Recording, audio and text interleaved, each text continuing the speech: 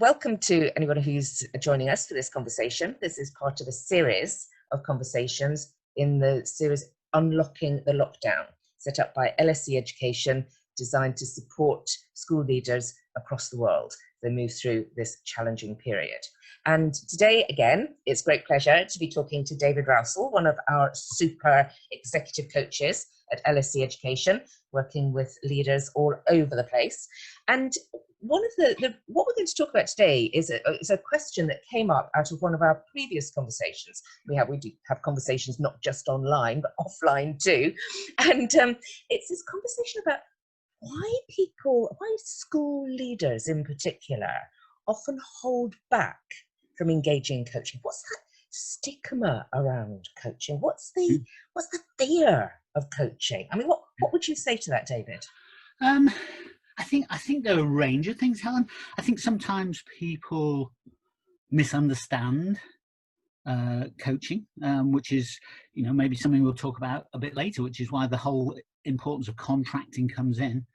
I think some people think that, coaching is just something you do when there's a problem and someone might be able to help you, an everyday challenge. And there's loads of them right now, are there not? An everyday challenge that they can somehow solve. And yeah, of course coaching can do that, but it can do fair enough. Yes, a whole heap more as well. I think also sometimes, and if I'm honest, I've fallen foul of this as a school leader in a couple of schools that I worked in, is if in any sense coaching looks as if it's somehow hierarchical or imposed or only there for those people who aren't actually quite good enough, which actually includes all of us really, but always seeking to improve. Yeah, absolutely. And people think, oh, there's some kind of, you only get a coach if you're inadequate in some way, or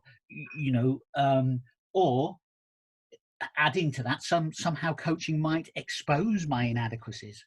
And again, I coach loads of people who say, I've got imposter syndrome. Well, yeah, join the club. It affects what, 80% of people, they reckon, and the other 20% are liars, aren't they? Is that right? School leaders particularly are because they're always trying to make a difference, always trying to improve, always the challenge is so large in so many ways that can really affect people.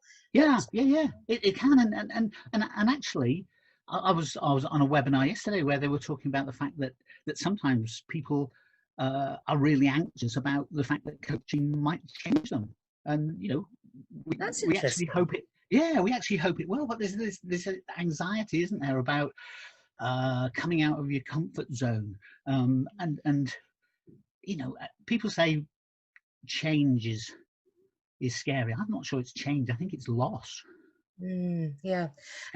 People feel that they lose something if they move from here to there, But how do you deal with that? How do you deal with that as a coach? I mean, you talked about contracting, that setting up of the initial contract, the confidential space, the this is about you, all of that. How do you help people get over that line and go, yeah, actually, do you know what? I deserve a coach.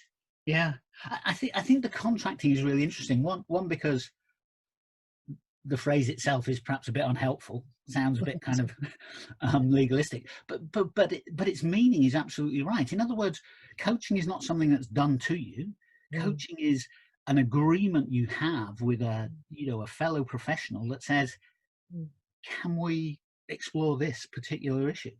Yes. And can we explore it in this way? And that doesn't mean to say it's just a cozy chat, because the coaching questions are really quite challenging, but they're not taking people where necessarily they don't want to go. It's got to be, how can I best support you today? If this hour really works for you, what will have happened by the end of this time? And sometimes people actually don't know, and they find that out on the way.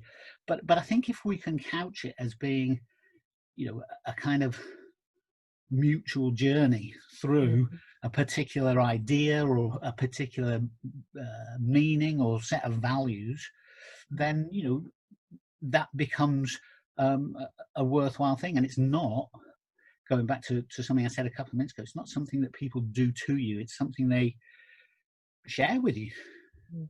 and learn themselves. I learn all the Well, time yeah. as a coach.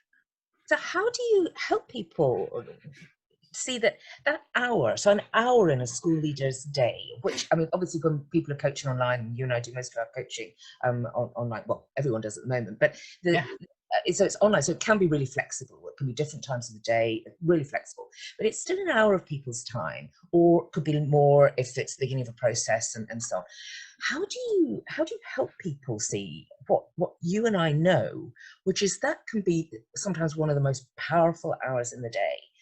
How do you help people get into just trying it?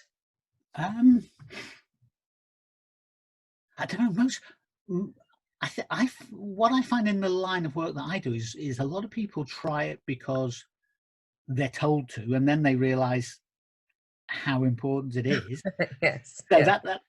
that's a tricky one. But you know, it's really hard. I think I've said this to you before, Helen, and someone again on this webinar I was watching yesterday said exactly the same thing.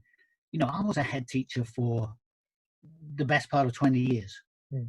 I absolutely know that if I'd had a coach, I like to think I was okay and did a good job, I would have been way better than I was. Yes, yeah, I yeah, just yeah. know it. And, and Yes. and and why do I know that? I know that because the space that it gives you, the challenge that it gives you, the opportunity to, one of my favorite questions for my coaches is, what would you do if you didn't fear being judged? Yes. And Yeah. Great in that question. hour, they can Yeah. almost say what they like, because Yes. I don't know their head teachers, I don't know anyone who works with them. Yeah. The contract that I work on is between me and them, and they can be Yes. themselves. Yeah. And it's about them, not you. It's absolutely focused on them. But the Yeah, experience and that background that you have can help. I mean, you do understand them. We understand. It's bear the scars of school yeah, leadership in many yeah. ways. But that getting people through that. What would you say to people when school leaders, when they say, well, what am I looking for in a coach? What makes a great coach? Um, I think that's a really tricky question, because I think we all know what it Yeah. ought to be, and I also know that coaches are not infallible, and so they sometimes do Human things beings. Yeah. that maybe they sometimes get in the way. But I think the most important thing probably is the opposite. That you ask people questions, challenging questions, Mm, and then you get out of the way. mhm. So, what would your advice be to school leaders about coaching and taking on a coach? um what would my advice be? I think dive in and try it, for one Yeah. thing, because Mhm. we talked about it, didn't we, in our last conversation? If you don't ask, you don't know. Yeah. And you know I think spend some important time thinking about what it is you'd like to get out of that, and make sure that the contracting, whether we like that word or not, make sure that the contracting is really clear. What do Mm, you want your coach to be? What kind of support can they give? What do you not want them to do? mhm. And try and be as honest and clear about that as you can be, because I think something you said a couple of minutes ago, Helen, is really true. It's not about it is about them. It's not about the coach. Mhm, mhm. I was very early in my kind of coaching career, if you like. I was coaching this guy, and I said to another colleague, "I'm not sure the coaching sessions are any good." And he goes, "That's not for you to say. Does he keep coming back for more?" And I go, "Well, yeah, he does actually." He said, "Then, yeah, Yes, it's yeah. not your conversation," is what he said to me. It's his. And you're like, "Yeah, okay." And there's something very, very powerful about that space for reflection, for pausing, for thinking, for Yeah, working things through. And if we don't create that space, then we're not going to be as good leaders as we possibly could be. No, that's right, and that's why one of my favourite quotes about coaching. I love the guy Reinhard Stelter. I think he's a Danish guy. He's written some fascinating things about coaching, and one of the things that I read recently, where he misquoted actually a philosopher called Byung-Chul Han, and he said, "Coaching is the art of lingering." Do you know? On that note, we're going to let that linger and stay there. Coaching is the art of lingering. Thank you so much indeed, David. Thank you very much. Thank you very much, Helen.